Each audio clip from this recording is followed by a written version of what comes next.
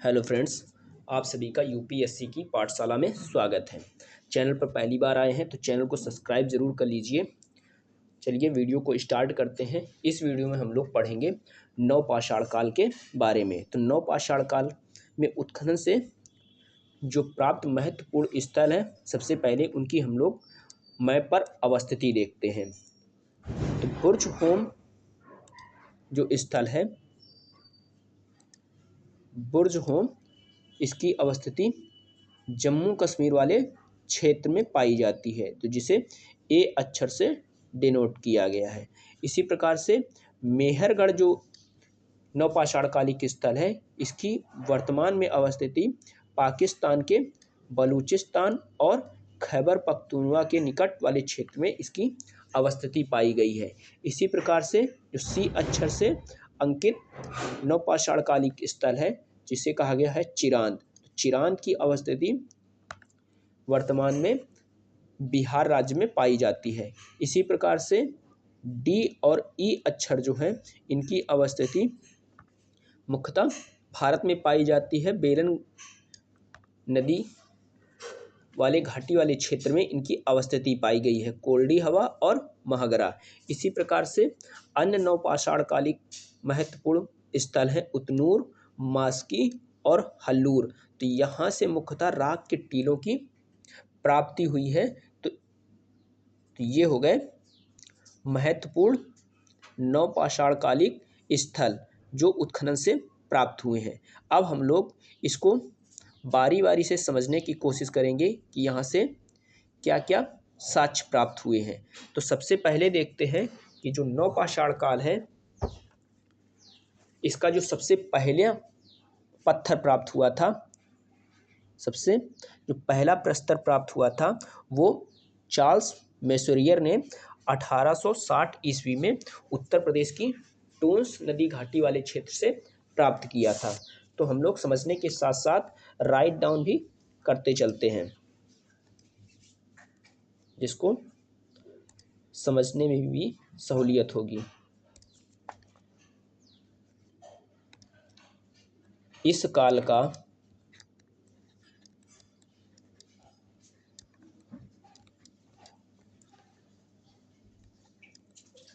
प्रथम प्रस्तर या प्रस्तर उपकरण 1863 या 1860 में ली मेसोरियर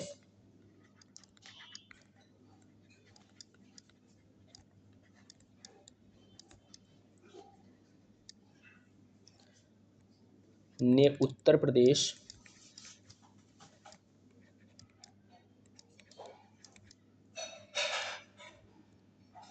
की टोंस नदी घाटी, टोंस नदी जो घाटी है, ये इलाहाबाद के निकट इसकी घाटी पाई जाती है। तो टोंस नदी घाटी से प्राप्त हुआ है, से प्राप्त किए। तो जो नवपाषाण काल का पहला पत्थर से निर्मित उपकरण प्राप्त हुआ है, उसको प्राप्त किया है ली मेसोरियर ने उत्तर प्रदेश की टोंस घाटी वाली क्षेत्र से प्राप्त किया है।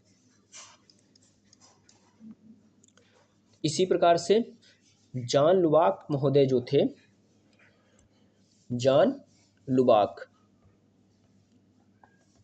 तो इन्होंने 1865 में एक पुस्तक प्रकाशित की थी, तो जिसमें ही सबसे पहले नियोलिथिक शब्द का प्रयोग किया था।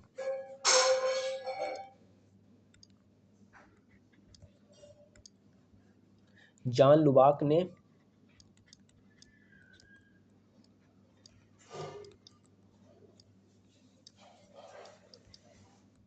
1865 में प्रकाशित पुस्तक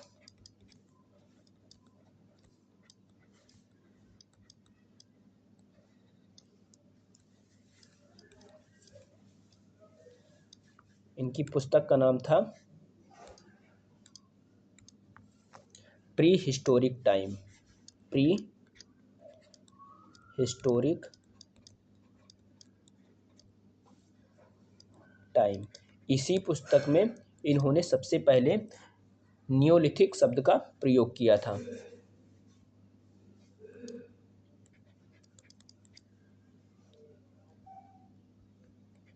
नियोलिथिक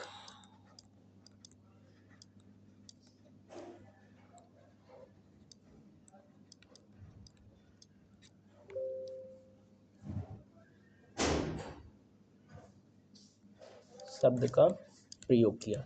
जो नियोलिथिक शब्द है इससे ही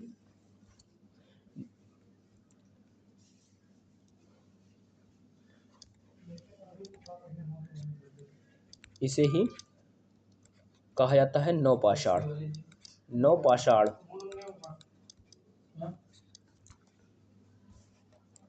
इसे ही कहा जाता है नवपाषाण। तो अब हम लोग देखते हैं नवपाषाण काल की अर्थव्यवस्था के बारे में। नवपाषाण काल की जो अर्थव्यवस्था थी वो थी मुख्यतः कृषि प्रधान और पशुपालन। तो नवपाषाण कालीन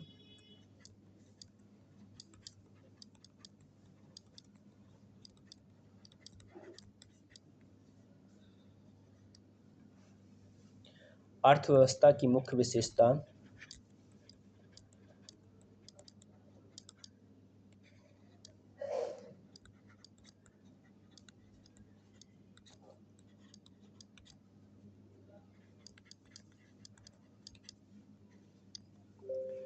कृषि, पशुपालन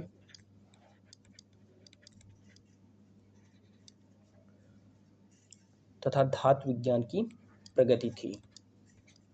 तो इसी समय धातु निष्कर्षण की क्रिया प्रारंभ हो चुकी थी। धातु विज्ञान की प्रगति।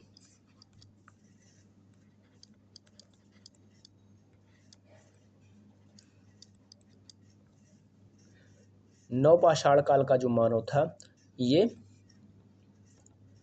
पुरापाषाण काल के मानव और मध्यपाषाण काल के मानव से भिन्न था, क्योंकि इस समय का जो मानव है खाद्य संग्राहक से खाद्य उत्पादक की ओर अग्रसर हो चुका था। तो जो इससे पहले का मानव था वो मुख्यतः कंदमूल, फल और बड़े जानवरों और छोटे जानवरों को मारकर उसके भोजन को संग्रह करता था। किंतु नवपाषाण काल का जो मानव है ये कृषि जैसे कार्य करने लगा था, तो जिससे इस समय का मानव जो है वो खाद्य संग्राहक से खाद्य उत्पादक की ओर अग्रसर हो चुका था। तो इस काल का मानव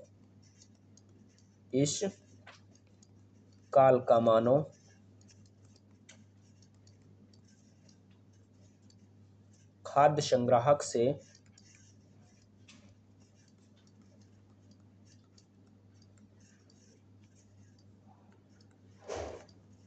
खाद्य उत्पादक की ओर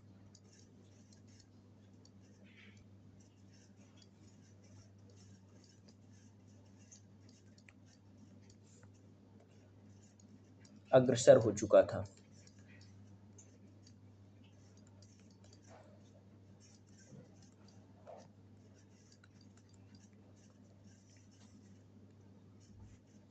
तो जो भारत में नवपाषाण काल के किसान थे उन्होंने सबसे पहले मिलेट फसल का उत्पादन किया था। तो भारत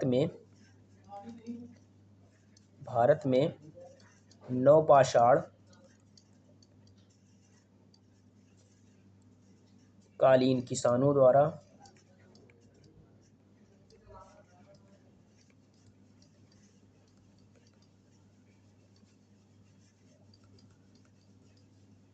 उगाई गई सबसे पहली फसल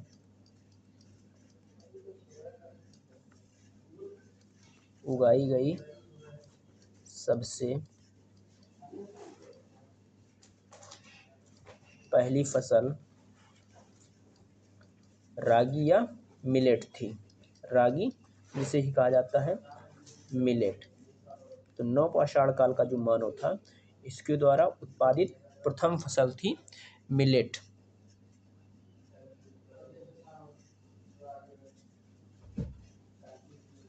और इसी काल से, नवपाषाण काल से ही स्थायी ग्राम्य जीवन की शुरुआत होती है। स्थायी ग्राम्य जीवन।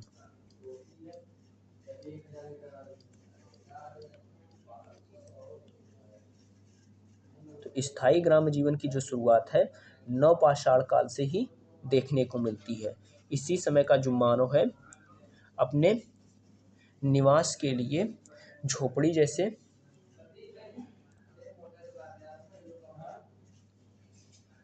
रहने के आवास निर्मित करता है। अब देखते हैं कि कोल्डी हवा जो स्थल था उत्तर प्रदेश का, कोल्डी हवा। कोल्डी हवा, कोल्डी हवा से नवपाषाण काल के या नियोलिथिक एज के साथ साथ,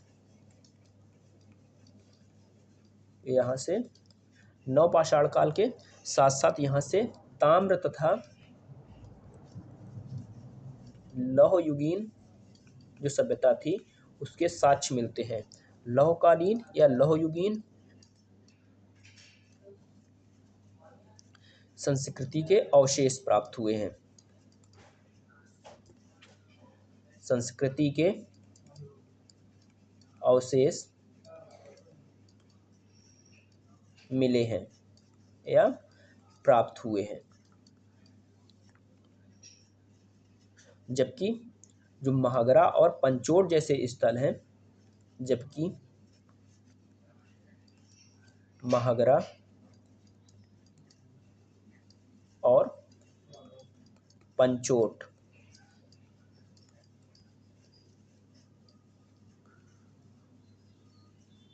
से केवल नवपाषाण काल के नियोलिथिक एज के ही उपकरण प्राप्त हुए हैं। उपकरण प्राप्त हुए हैं। इसी प्रकार से उत्तर प्रदेश का ही एक स्थल है चौपानी मांडो। चौपानी मांडो। तो चौपानी मांडो जो है, चौपानी मांडो, चौपानी मांडो से संसार में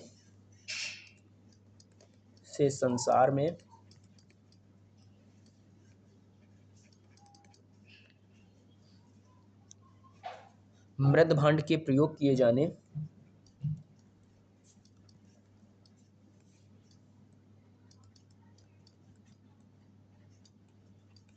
मृद भांड के प्रयोग किए जाने के प्रारंभिक साक्ष्य मिले हैं।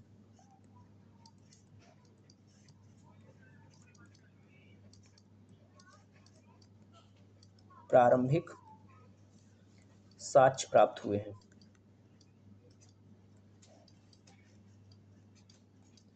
प्रारंभिक साक्ष्य प्राप्त हुए हैं। इसी प्रकार से उतनूर, कोडेकल, संगनकुल्लू और पिकली हल जैसे जो नवपाषाण कालिक स्थल है, तो यहाँ से राख के टीलों की प्राप्ति हुई है। उतनूर, कोडेगल,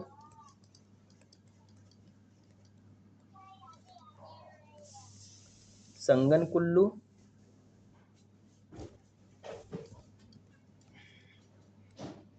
पिकलीहल,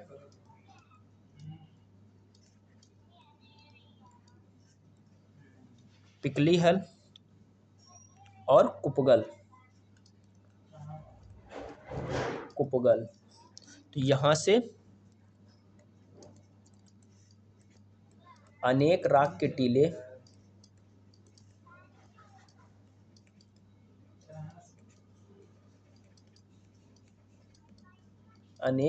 टीलों की प्राप्ति हुई है।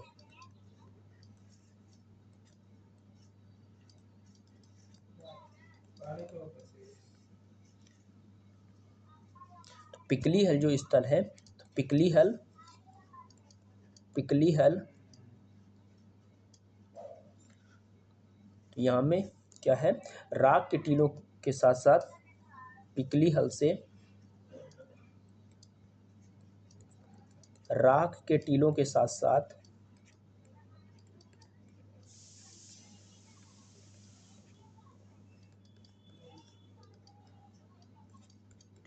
साथ यहाँ से निवास के साक्ष्य भी प्राप्त हुए हैं। निवास के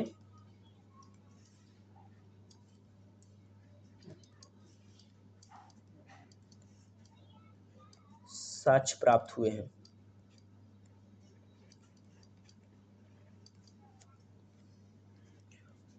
जो उत्तर प्रदेश का कोल्डी हवा स्थल है, कोल्डी हवा, तो यहाँ से एक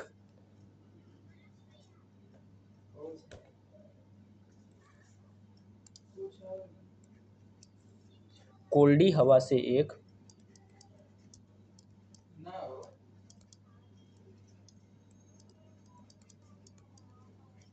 कोल्डी हवा से एक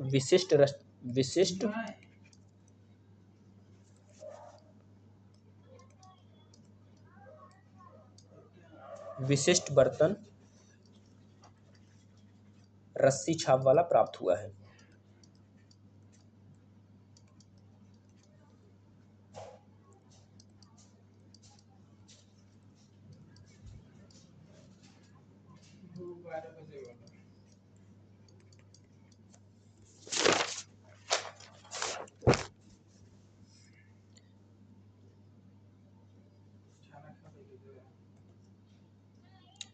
अठारह सौ 72 ईस्वी में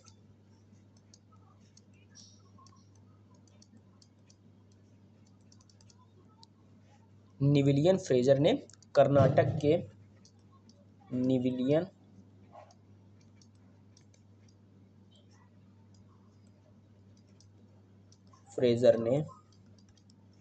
कर्नाटक के बेल्लारी संभाग से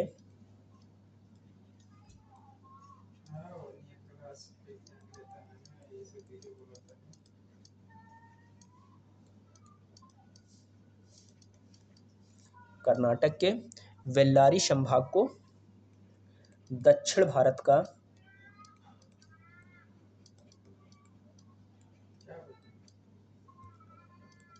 भारत का नवपाषाणकालीन केंद्र कहा है। नवपाषाणकालीन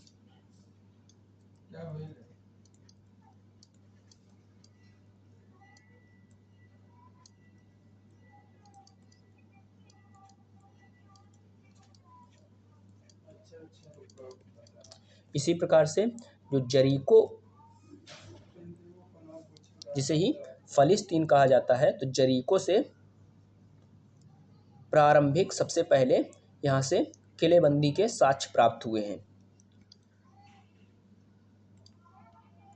जरीको से, जिसे ही कहा जाता है फिलिस्तीन, तो यहाँ से क्या है, किलेबंदी के प्रारंभिक साक्ष्य मिले हैं, किलेबंदी के। इसी प्रकार से दरियाई घोड़ा और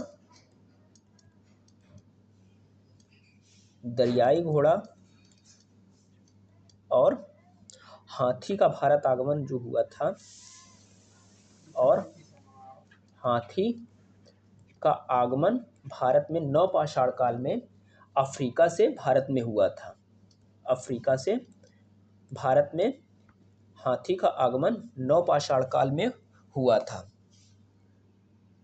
इसी प्रकार से एक अन्य महत्वपूर्ण तथ्य और है, सेनुआर जो स्थल है, सेनुआर से चने एवं मूंग की खेती के साक्ष्य मिले हैं।